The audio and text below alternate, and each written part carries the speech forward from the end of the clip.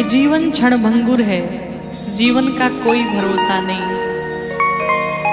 इसलिए कहते हैं कि क्षणभंगुर जीवन की कलिका, कल प्रात को जान खिले ना खिले। मलयाचल की सुच शीतल मंद,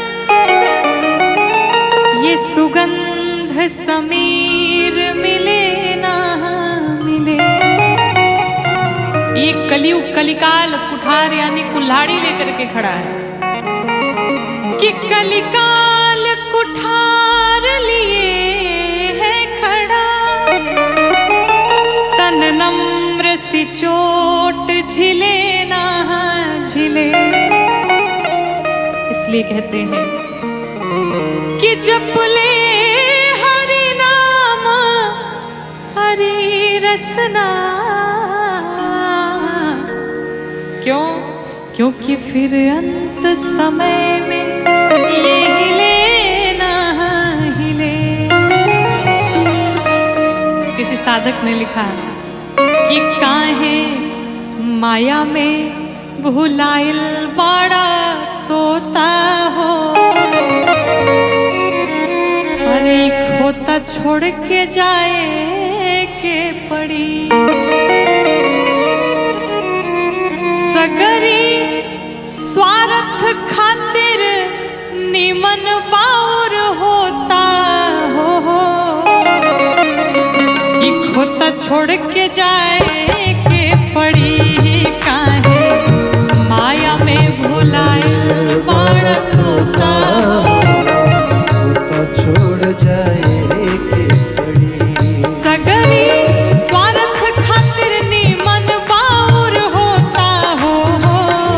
कि सगरी स्वार्थ खातिर निमन बाउर होता हो। खोता छोड़ के जाए के पड़ी।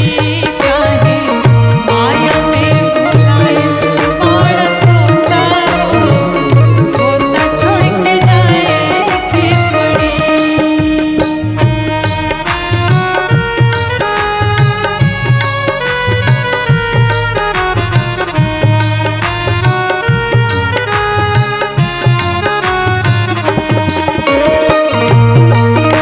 राघवेंद्र सरकार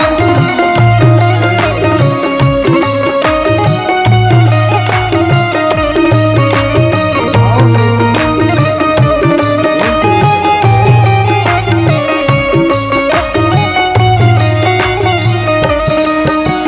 चाहे आप जितना भी धन कमा लीजिए, साधक कहता है लाख करोड़ धन तू कमैबा।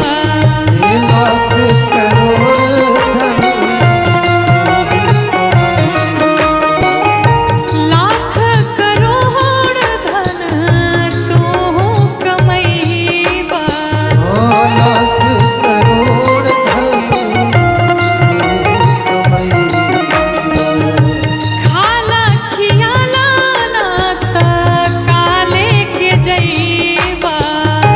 खाला खियाला नाता काले के जई। हाँ खाला खियाला ना त काले के जइबा।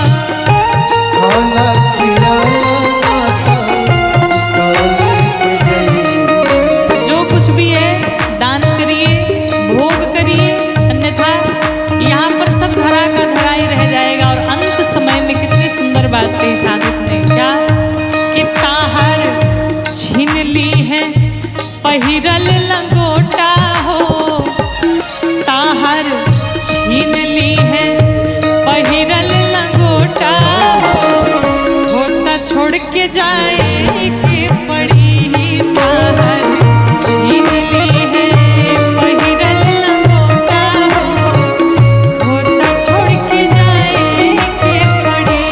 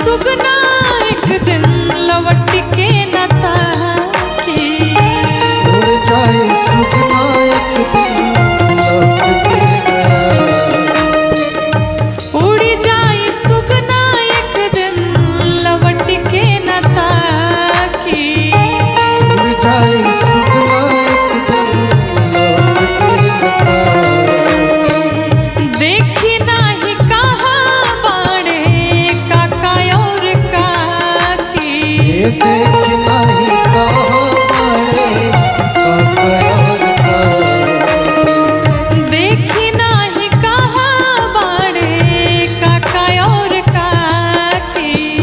देख नहीं कहाँ बड़े ककयोर का और चाहे कोई भी हो, राजा रंग होखे चाहे हर जोता हो, कि राजा रंग होखे चाहे हर जोता हो, होता छोड़ के जाए के पड़ी ही। राजा रंग होखे चाहे हर जोता हो, होता छोड़ के जाए के पड़ी ही। काहे माया में भुलाए बड़ तोता हो, होता छोड़ के जाए के पड़ी।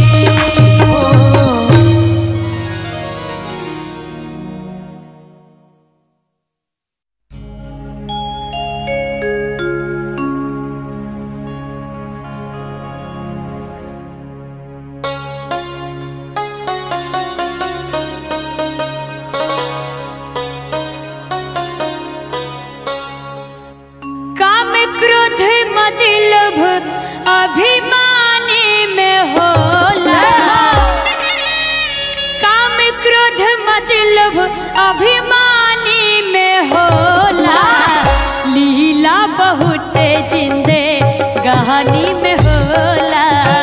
लीला बहुत जिंदे गहनी में होला।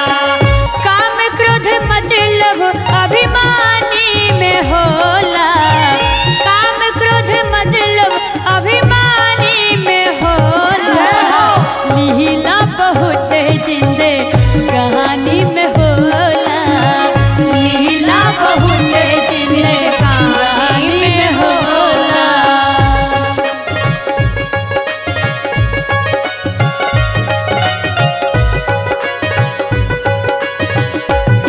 जय हो।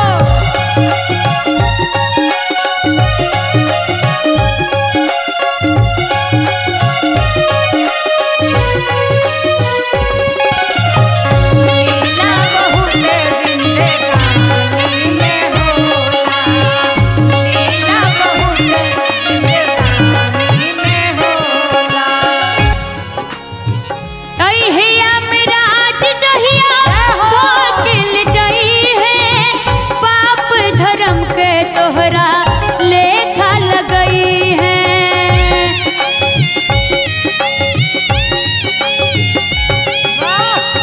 अहिया मिराज जहिया धोकिल जई है। पाप धर्म के तोहरा लेखा लगई है। सब कस गलती नादानी में होला। सब कस गलती नादानी में होला। लीला बहुत जिंदे कहानी में होला। लीला बहुत जिंदगानी में होला। लीला बहुत जिंदगानी में होला।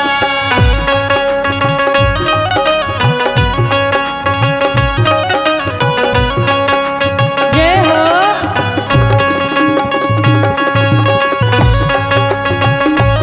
आहा, क्या बात है।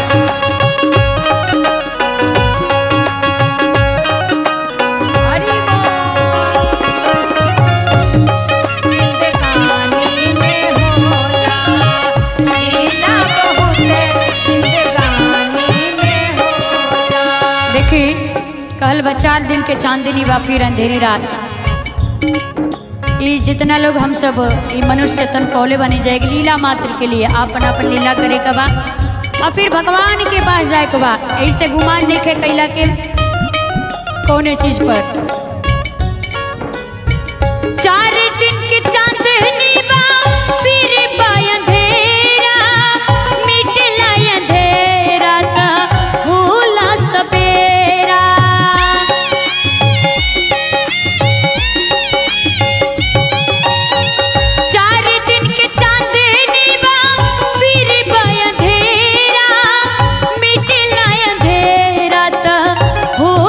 सबे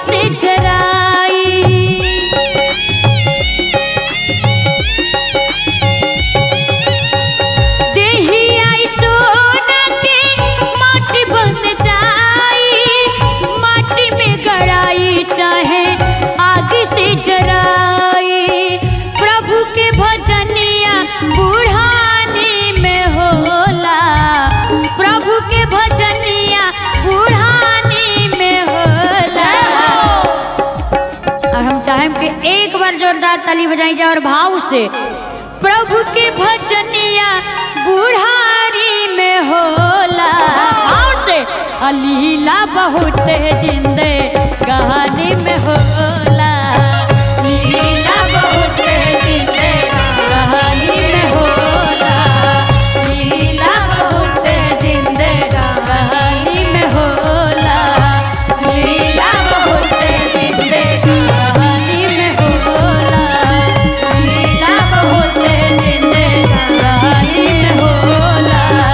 लीला बहुत जिंदे कहानी में होला। लीला बहुत जिंदे कहानी में होला।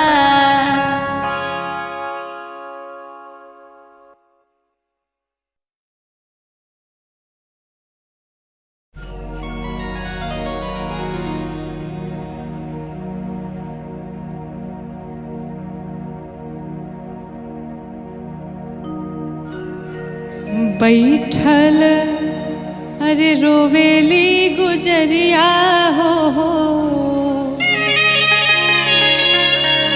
बैठल रोवेली गुजरिया हो आई चुनरिया में दाग लागल।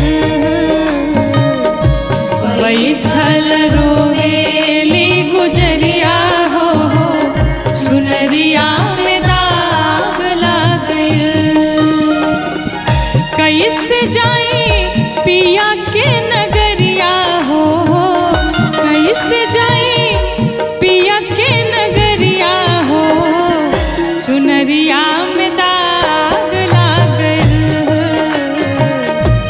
बैठल रोवेली गुजरिया हो चुनरिया में दाग लागल।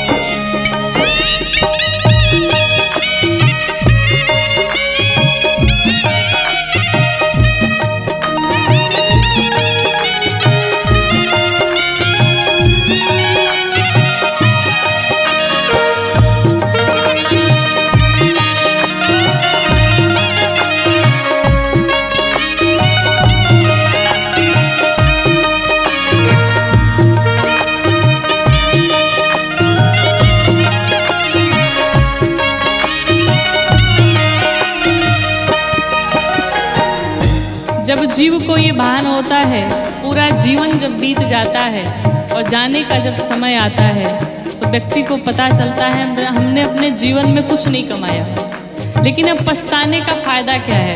साधक कहता है आइल भगवाना के हमरो संदेशा।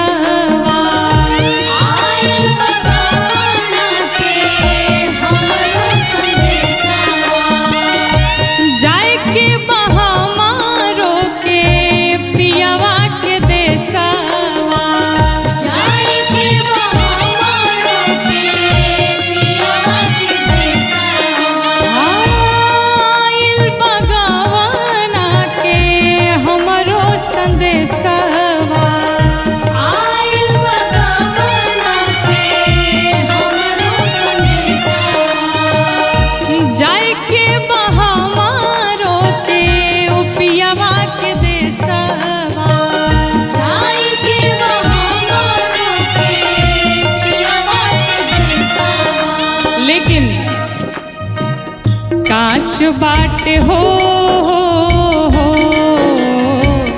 कांच बाटे हमरो मिरिया हो चुनरिया में दाग लागल। कांच बाटे हमारो मिरिया हो चुनरिया में दाग लागल।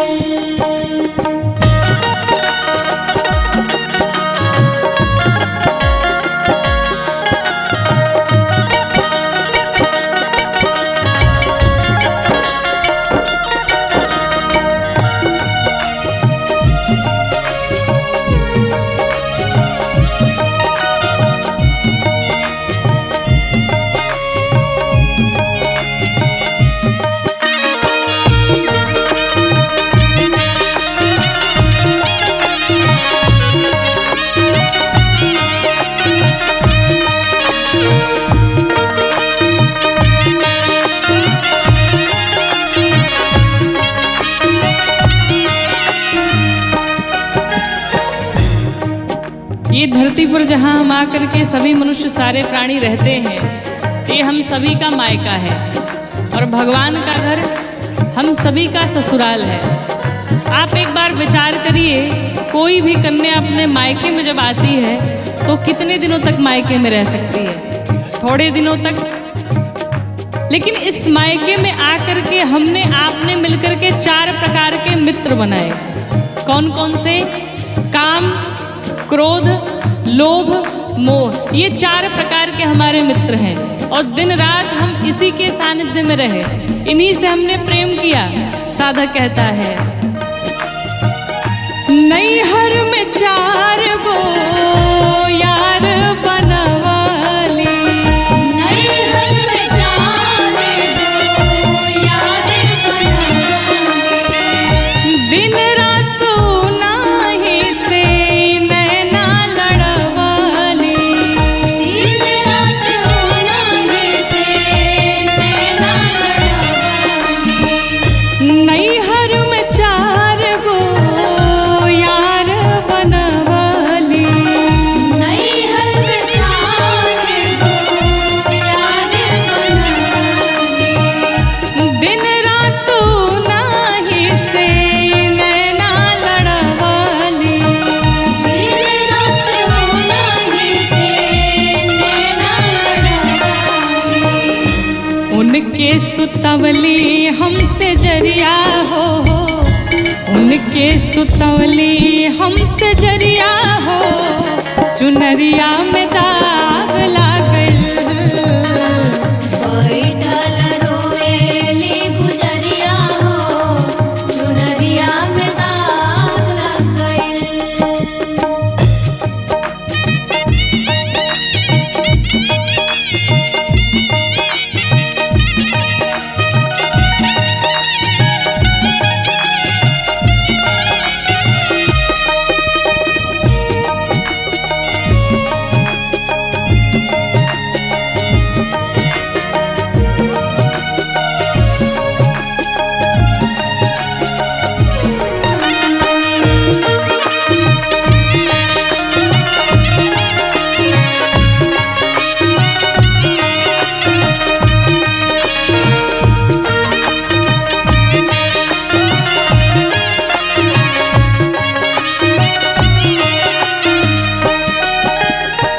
जब जीव माँ के गर्भ में होता है और उसे बाहर निकलने का जब समय होता है, जितना दुख जीव को माँ के गर्भ में होता है, संसार में उतना दुख कभी नहीं मिलता है। कहा गया, गर्भवासम समम दुखम न भूतो न भविष्यति, इतना कष्ट मिलता है। और वो छोटा सा बालक तड़फड़ाता रहता है माँ के गर्भ में, भगवान से विनती करता है, प्रभु एक बार बाहर कर दीजिए इस गर्भ से, संसार में जाऊंगा, पुण्य करूंगा, भजन कीर्तन करूंगा और ऐसे सुंदर कार्य करूंगा कि दोबारा इस गर्भ में मुझे आना न पड़े। मैं वचन देता हूँ। भगवान से ये वादा करता है, लेकिन जीव जैसे ही गर्भ से बाहर आता है, भगवान की सारी बातें भूल जाता है और संसार के विषयों में लिपट जाता है। साधक कहता है, साच बात पिया वाके हम भूल गईली, साच बात पिया वाके हम भूल गइली, पछतात बानी की का कईनी, पछतात बानी की का कइली, ओ साच बात पिया वाके हम भूल गईली, साच बात पिया वाके हम भूल गइली, पछतात बानी की का कईनी। पछतात बानी की का कइली। लेकिन अब पछताने का क्या फायदा? डोली आइल हो, डोली आइल हमारी दुवरिया हो, चुनरिया में दाग लागल, बैठल रोएली गुजरिया हो, चुनरिया में दाग लग गइल। सब बात जब पूरा जीवन बीत गया क्या मतलब है। और अंत समय में जब हम पछताते हैं तो हमारे पास और कोई उपाय नहीं बचता है। फिर हम क्या करते हैं, सिर्फ रोते ही रोते हैं अंत समय जब आता है तो। इसलिए साधक कहता है, बार बार कथाओं में निवेदन किया जाता है, अभी भी कुछ बिगड़ा नहीं है, अभी भी समझ जाया जाए, अभी भी भगवान के चरणों को पकड़ लिया जाए, बुरे कर्म करने से बचा जाए। साधक कहता है, चुनरी के दाग हम कैसे छोड़ाएब, चुनरी के दाग हम कैसे छोड़ाएब, कैसे सजनवा के मुहवा दिखाएब, कैसे सजनवा के मुहवा दिखाएब, ओ चुनरी के दाग हम कैसे छोड़ाएब, चुनरी के दाग हम कैसे छोड़ाएब, कैसे सजनवा के मुहवा दिखाएब, कैसे सजनवा के मुहवा दिखाएब। और ये बात सोच करके जीव लगता है रोने, लेकिन अब कोई मतलब नहीं है। साधक क्या कहता है, बरसेली हो बरसेले अखिया के बदरिया हो, चुनरिया में दाग लागल, बरसेले अखिया के बदरिया हो, चुनरिया में दाग लागल, बैठल रोवेली गुजरिया हो, चुनरिया में दाग लगल, बैठल रोवेली गुजरिया हो, चुनरिया में दाग लागल, बैठल रोवेली गुजरिया हो, चुनरिया में दाग लगल।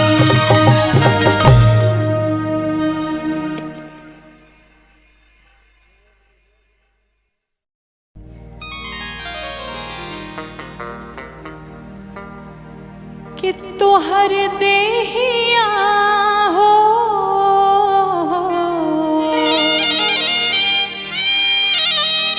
कि तोहर देहिया माटी के मकान बा, अरे काहे पर गुमान बहाना, तोहर देहिया हो तोहर देहिया माटी के मकान बा, काहे पर गुमान बाना, तोहर देहिया माटी के मकान बा, काहे पर गुमान बाना, तोहर देहिया माटी के मकान बा, काहे पर गुमान बाना।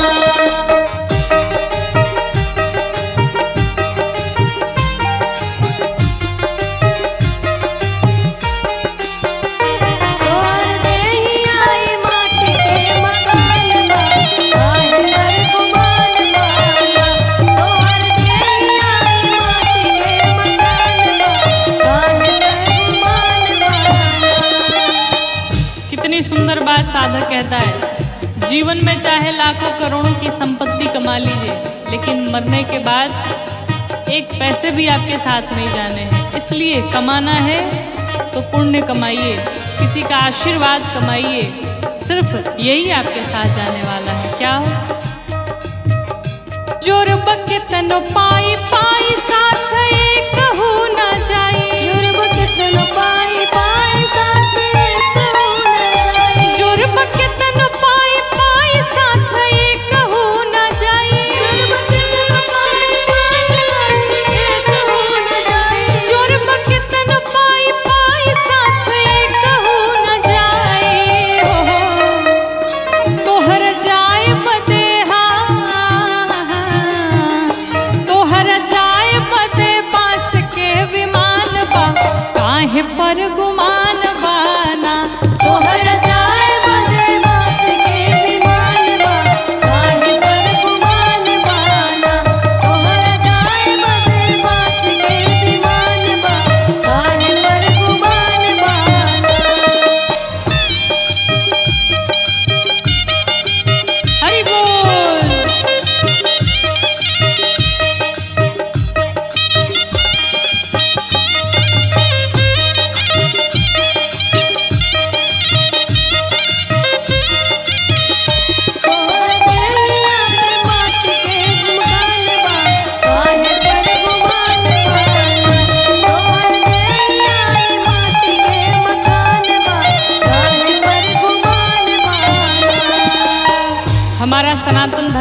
क्या सिखाता है कि हम सबसे प्रेम करें, सब जीवों पर दया करें, परोपकार करें। कहते हैं धर्म कहे बार बार कर सबसे तू प्यार, धर्म कहे बार बार कर सबसे तू प्यार, धर्म कहे बार बार कर सब ही से प्यार। जीव दुनिया के जीव दुनिया के कहीं समान बा, काहे पर गुमान बाना। जीव दुनिया के कहीं समान बा, काहे पर गुमान बाना। जीव दुनिया के कहीं समान बा, काहे पर गुमान बाना।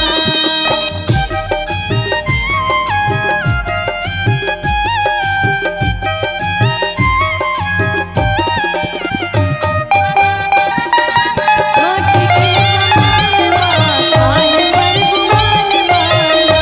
तोहर नैया माटी के समान बा, काहे पर गुमान बाना। इस संसार में कोई बड़ा छोटा नहीं होता, भगवान के सामने सब एक समान होते हैं। कहते हैं कोई बड़ा नाही छोट नाही बाकी हूँ मैं खो, कोई बड़ा नाही छोट नाही बाकी हूँ मैं खो। कोई बड़ा नाही छोट नाही बाकी हूँ मैं खो,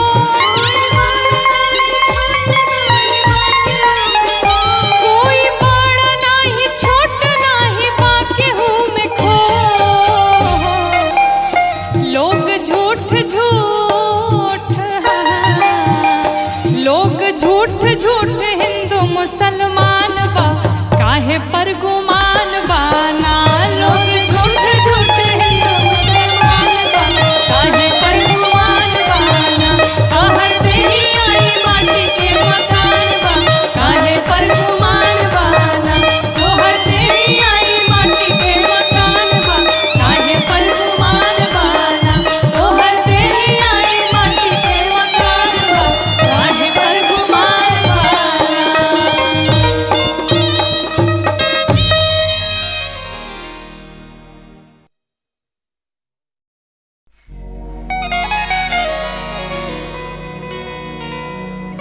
कहते इस जीवन का कोई भरोसा नहीं। इस संसार में जितने भी लोग आपसे जुड़े हैं सब स्वार्थ के नाते ही जुड़े हैं। स्वार्थ लागी करई सब प्रीति। एक भगवान से ही ऐसा संबंध है जो भगवान बिना कारण ही कृपा करते हैं, बिना कारण ही करुणा करते हैं, बिना कारण ही अपने भक्तों से अगाध प्रेम करते हैं।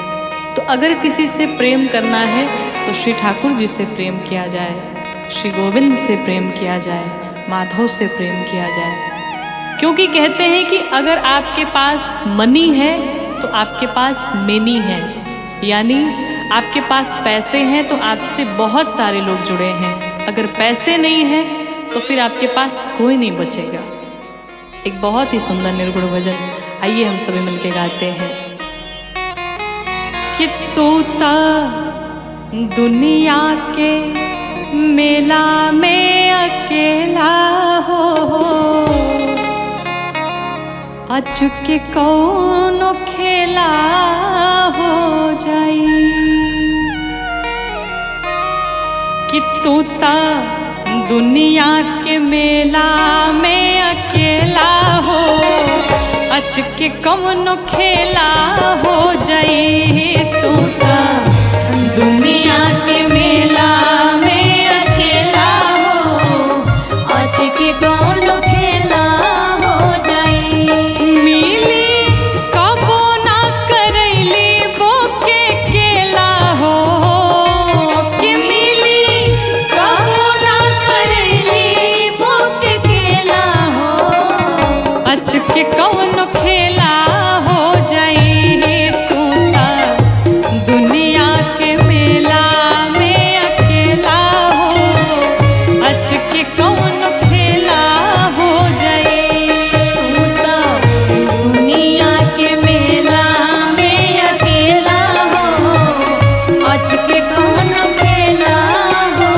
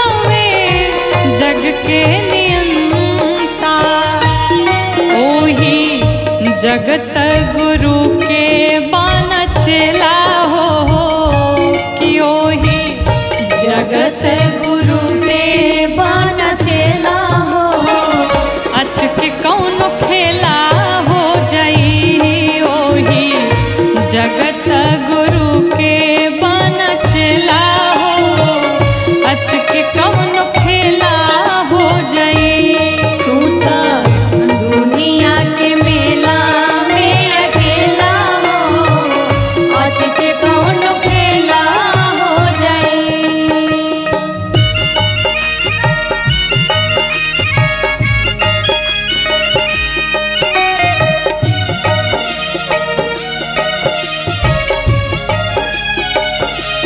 तू तो दुनिया के मेला में अकेला हो आज के कौन खेला हो जाई। तू तो दुनिया के मेला में अकेला हो आज के कौन खेला हो जाई। घेरले बा बेटा बेटी भाई में हरारू भाई में हरारू भाई में हरारू माया में बजारू धारैल तू बेचारू धरैला बेचारू धरैला बेचारू घेरले बा बेटा बेटी भाई में हरारू माया में बजारू धारैल तू बेचारू कि यही जा केहू नाही केहू के हो खेला हो कि यही जा केहू नाही केहू के हो खेला हो अच के कौन खेला हो जाई काना दुनिया के मेला में अकेला हो आज के कौन खेला हो जाई। तू तो दुनिया के मेला में अकेला हो आज के कौन खेला हो जाई।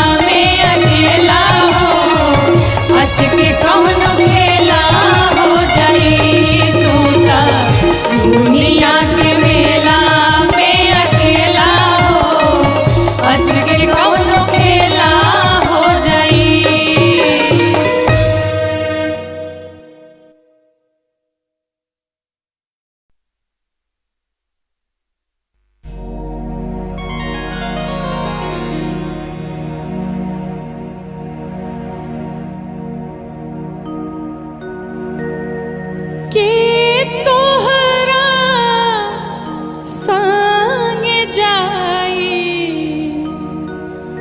भवरवा हर के तोहरा संग जाई के तोहरा संग जाई भवरवा के तोहरा संग जाई